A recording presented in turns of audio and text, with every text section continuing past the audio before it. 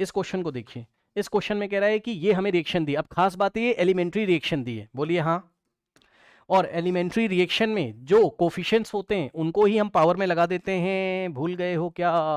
अरे elementary reaction में rate लिखने के लिए आपको कुछ नहीं करना है, के इंटू ए के रिस्पेक्ट में ऑर्डर क्या होगा, क्योंकि एक फर्स्ट ऑर्डर, क्योंकि हमारे पास सिंगल स्टेप रिएक्शन होती तो जो ए का स्टोइकोमेट्रिक कोफिशिएंट होगा वही इसका ऑर्डर होगा। और B2 जो है, ये देखिए B2 के आगे कुछ नहीं लिखा है तो 1 मानोगे आप लोग? क्या ये संभाल सकते हैं आप, बताइए क्या ये संभाल सकते हैं? देखो लास्ट वाला जो क्वेश्चन था, लास्ट वाला जो क्वेश्चन था उसमें रेट लॉस ने लिख के दिया हुआ था, ये देखिए मैंने कुछ नहीं किया था, उसने लिख के दिया था तो मैंने यूज कर लिया। ये देखिए के इंटू ए की पावर 1 बी की पावर 1, ये देखिए ठीक। लेकिन यहां पर मुझे नहीं पता, यहां पर उन्होंने हमें रेट लॉ नहीं लिख के दिया, लेकिन उसने हमें एलिमेंट्री रिएक्शन शब्द यूज कर लिया। तो रेट लॉ मैं लिख सकता हूं के इंटू ए की पावर स्टोइकोमेट्रिक कोफिशिएंट और बी की पावर स्टोइकोमेट्रिक कोफिशिएंट।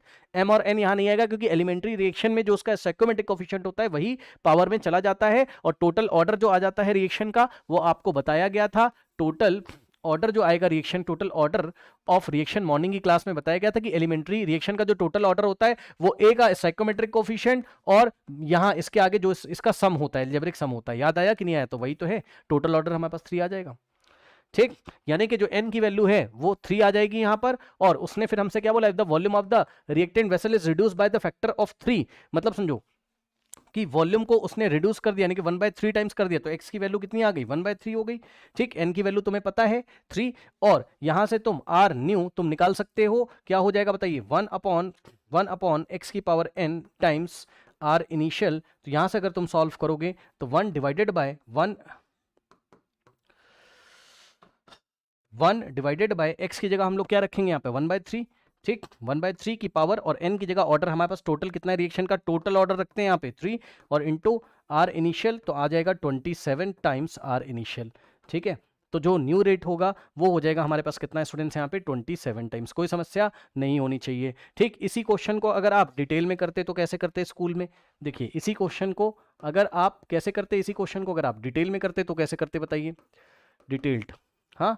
पहले आपको रेट लॉ लिखना आ गया है? यस सर, है ना। ये देखिए इस तरीके से के तो के रहेगा हमारे पास, और ये इस तरीके से। अब ये बताइए कि अगर आपने वॉल्यूम को 1/3 कर दिया, हेलो, वॉल्यूम को 1/3 कर दिया तो यार कॉन्सेंट्रेशन तो ट्रिपल हो जाएगा ना भाई। तो ए का कॉन्सेंट्रेशन अब कितना हो जाएगा? 3 टाइम्स हो जाएगा, है ना।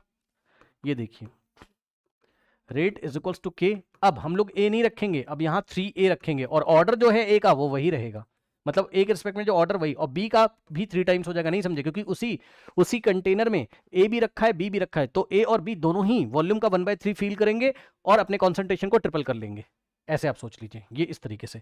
अब ये बताइए, ये रेट न्यू निकाल रहे हैं हम लोग, रेट न्यू हम लोग निकाल रहे हैं। जब उसने क्या किया, वॉल्यूम को क्या कर दिया, वॉल्यूम को क्या कर दिया? 1/3 टाइम्स कर दिया, 1/3 टाइम्स कर दिया, है ना। तो कॉन्सेंट्रेशन 3 टाइम्स हो जाएगा दोनों का, ठीक। तो रेट न्यू जो है आपका हो जाएगा के इंटू, अब स्क्वायर, 3 का स्क्वायर होता है 9, बाहर आ जाएगा, और ए की पावर 2 और 3 की पावर 1 3 बाहर आ जाएगा, और बी की पावर 1 इसी तरीके से रहेगा, और यहां से 9 इंटू 3 27 हो जाएगा, के ऐसे ही रहेगा, ए का स्क्वायर ऐसे ही रहेगा, और बी की पावर 1 ऐसे ही रहेगा। और अगर आप देखेंगे तो ये देखिए यहां से भी आंसर हमारे पास वही आ रहा है। अगर स्कूल में करना हो तो ऐसे करेंगे, rate new is equals to 27 times, और ये रेट इनिशियल। बोलिए हाँ, ठीक। कोई समस्या बताइए, ठीक।